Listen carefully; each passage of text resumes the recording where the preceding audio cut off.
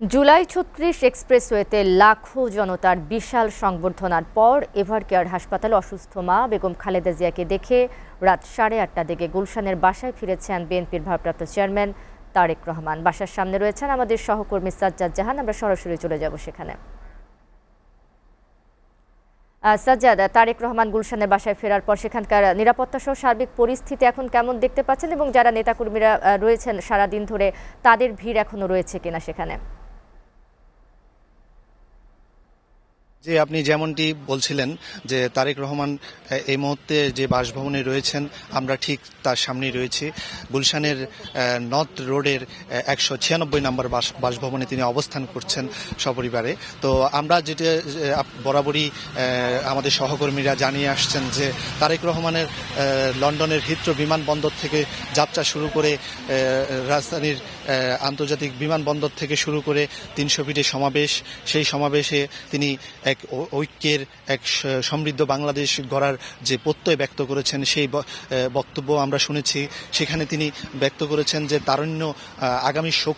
তারুণ্য শক্তিকেই আগামীতে দেশের নেতৃত্ব দিতে হবে। তার যে পরিকল্পনা দেশকে সামনের দিকে এগিয়ে নিয়ে যাওয়ার, সেসব পরিকল্পনার ইঙ্গিতও তিনি দিয়েছেন। আমরা সেগুলো দেখানোর চেষ্টা করেছি।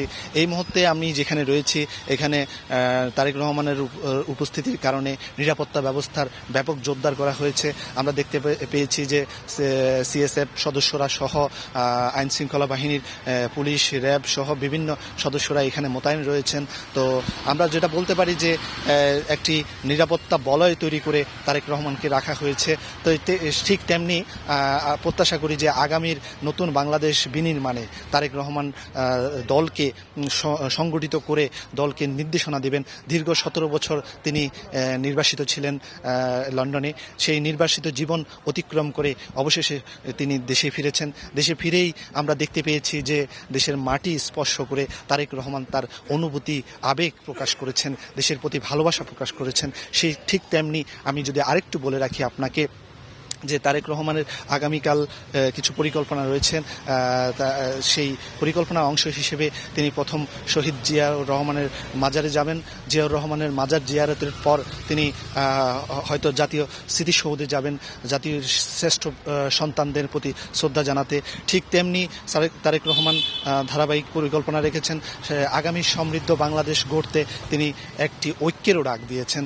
সকল শ্রেণী পেশার মানুষ রাজনৈতিক ভেদাভেদ ভুলে আইন শৃঙ্খলার নিয়ন্ত্রণ, অর্থনৈতিক মুক্তি, নানা দিক নির্দেশনা আমরা তার বক্তব্যে পেয়েছি। তো আমি এখন যে বাড়িটির সামনে রয়েছি সেটির মধ্যেই তারেক রহমান অবস্থান করছে। আমরা কিছু সময় হয়তো পরপর দেখতে পাচ্ছি যে কিছু নেতাকর্মীও বা স্বজনরা হয়তো আসছেন, তার খোঁজখবর নিচ্ছেন। তো এই ছিল আমার কাছে গুলশান অ্যাভিনিউ তারেক রহমানের বাসভবন থেকে সর্বশেষ পরিস্থিতি। সাজ্জাদ, আপনাকে ধন্যবাদ।